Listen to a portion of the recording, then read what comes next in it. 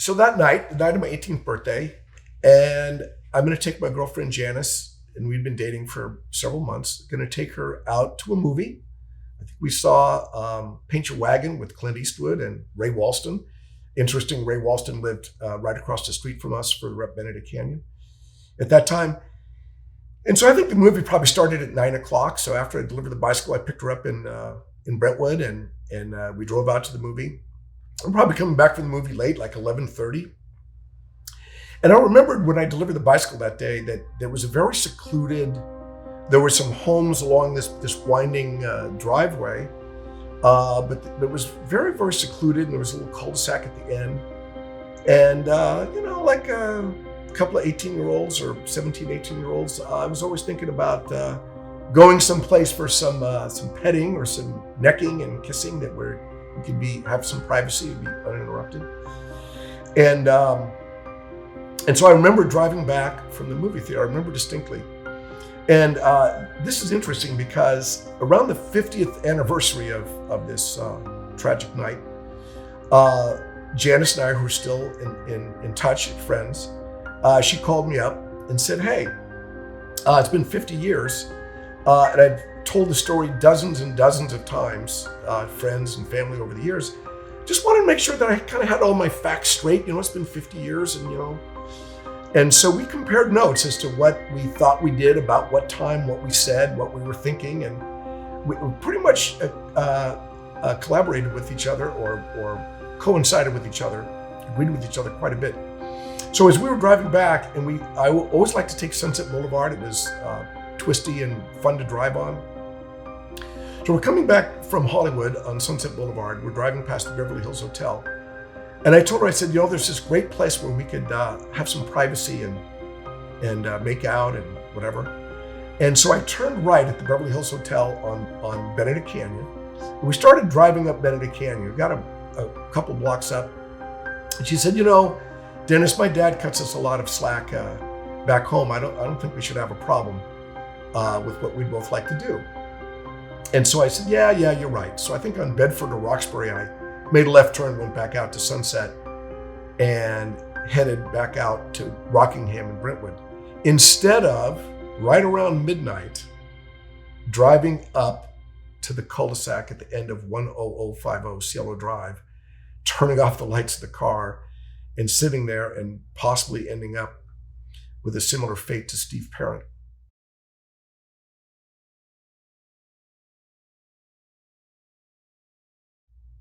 And so we joked that her father probably saved both of our lives that night, because they lived in a beautiful home in Brentwood, really a mansion, swimming pool, tennis court, wonderful family, great hospitality. Me and all my friends spent countless wonderful hours out there in high school and my freshman year at UCLA. I think it just sold a couple of weeks ago for like $14 million. So beautiful home. And there was a den or a family room, had a door. And we could go in there, and there was a TV, but we didn't watch much TV. And, we would be kissing and necking and whatever we did. And it's often around midnight, 12:30, maybe 12:45, her father would walk down the hallway, the door was closed, and he would kind of clear his throat, like, okay. And if that didn't work, maybe 15 minutes later, he'd come back and say, "Hey, I'm going to heat up some food in the kitchen." They were one of the first families I knew that had a microwave. "I'm going to heat up some stuff in the kitchen. Anybody want to join me for some popcorn or whatever?" And he would pull us out of the room and whatever, and then we'd have a little bite to eat or something to drink, and then he'd send me on my way. And his daughter was a very good girl. I was a gentleman. Nothing terribly serious happened in there, but just the fact that our father trusted us and gave us our privacy and let us be a kind of passionate young couple together probably saved our lives. And we both talked about that quite a bit. Because we lived so close and just further up Benedict Canyon from Cielo Drive, I would drive past it, 10, 12 times a week, going up the canyon or down the canyon. That would probably be typical. Probably a long time before I wouldn't think about what happened up that street or what would have happened if I turned up that street with Janice that night. And yeah, so it was proximate. It wasn't like something happened out of town, and I never went to Chicago for years after that. It was a scene where I was driving by it all the time.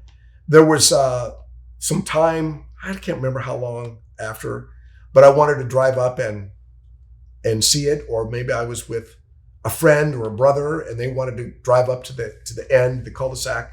I think we waited a respectable period of time. It might have been, I don't know, 6 months, or it might have been 6 months after the trial was over. It was sometime after that, driving up there, and that was particularly creepy, just pulling up outside the gate. You get these visual reminders. But generally, I'm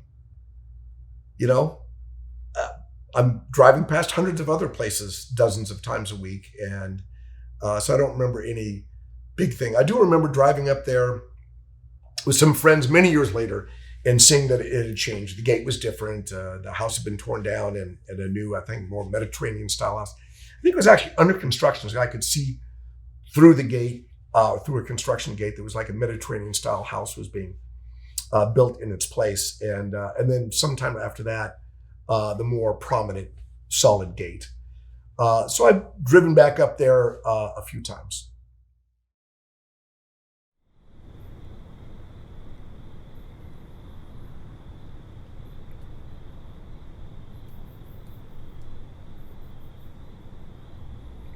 Well, I've seen quite a bit of photographs of the property over the years. And I remember seeing the Christmas lights on the split rail fence that went around the outside of the lawn.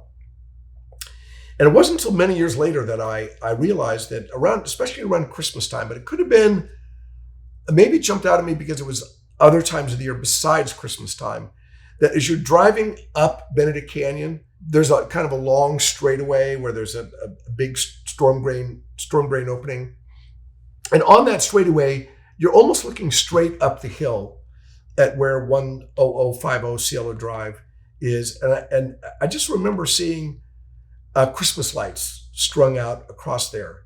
And it wasn't until seeing those Christmas light pictures on the fence, I realized later that probably in the years before that 1969 night, looking up and seeing those Christmas lights on that property was really quite a prominent property, just kind of wrapped around and just like it had a fantastic view of the city, and myself driving, seeing those lights, had a constant view of that property.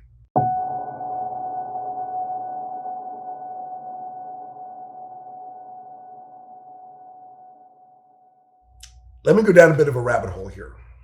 And part of what brings that to mind is the recent film, Once Upon a Time in Hollywood. Quentin Tarantino's dealing with this. And he recreates history as accurately as he can. And then just like Hitler being burned up in a theater in Paris, he sort of recreates history and then changes history, gives it a different ending. And so maybe I shouldn't admit this publicly, but many's the time that, I don't know, I'm daydreaming or whatever, and I don't know if anybody else does this. Gosh, if I could go back in time and do it all over again, how far back would I go and what would I do differently? I've probably gone down that rabbit hole more times than I'd like to admit. And I'd probably say I'd go back to high school because then I would have had just a little bit higher GPA and I would have gotten into Stanford, which would have been my preference over UCLA. And then I would have,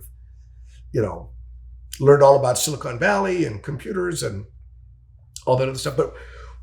Then I would have made the Olympic cycling team and I would have made all these changes in my life. But one of the things that, and of course it's just a fantasy, but one of the things that always sort of stopped the fantasy or gave me this perplexed situation was, if I went back to high school, what would I do on the night of August 8th of 1969? Because remember, I know then what I know now. Would I just deliver the bicycle, get out of there by 8 o'clock and just say, okay, it's just part of my experience and nothing's changed? Would I call the fire department and say, oh, there's a fire on Cielo Drive at, like 11 o'clock or something like that, and have the fire trucks pull up there, and then those lives would have been saved. But I don't know, what if I woke up the next morning and found out that 12 people were killed at a different house that night because the fire trucks wouldn't, we better pick a different. And so that always haunted me. Like, how would I deal with, do you try and save somebody's life? Do you try and change history? Do you just let chips fall where they may, because what are the consequences of changing history? And I've thought about that many, many times. And then I watched that movie, Once Upon a Time in Hollywood, and then that anguish kind of went away because Quentin Tarantino rewrites it, and they're burned up with a flamethrower before they get to kill anybody. So yeah, I guess if we have a fantasy, we can rewrite the story differently. But that was always kind of an interesting puzzle for me about if I could go back and do it over again. There are very few things that I would think that, what would I do different? And that was probably the main one that, like, how could you go back there and deal with that? Just tell us, what's your life like now? How's life now for you? So, I'm 71 years old. I've been blessed, I think, by living in the greatest country in the history of the world, probably the best time to ever live in this country, probably the best state in this country. We've got some problems, and I live in a fantastic neighborhood called Little Italy, right near downtown San Diego. So I live in this great state, in this best city in the state, the best neighborhood, I think, in the city. I live on the top floor of a new residential building, and I get to look out over the city and the bay and the piazza, which is right out front. I live a very, very active life. I still do 100-mile bike races. I still do, last summer I did the triathlon. Last summer I climbed Mount Whitney. So I've been blessed that I'm healthy. I'm also blessed that I live in a modern world. So if something goes wrong, you can have a surgery or fix it or whatever. But very, very little has gone wrong. I probably act a lot younger than I am. I ski, I snowboard, I ride horses very aggressively, I surf. And I've just been blessed with a wonderful life. And I just hope that I can stay healthy and active and happy, and always had young partners at work, and a lot of my friends are very young. My children, with whom I still do lots of cycling events and other events, all keep me feeling young rather than feeling old. And I'm just grateful that I've lived a wonderful life, and I hope I can stay this happy and healthy.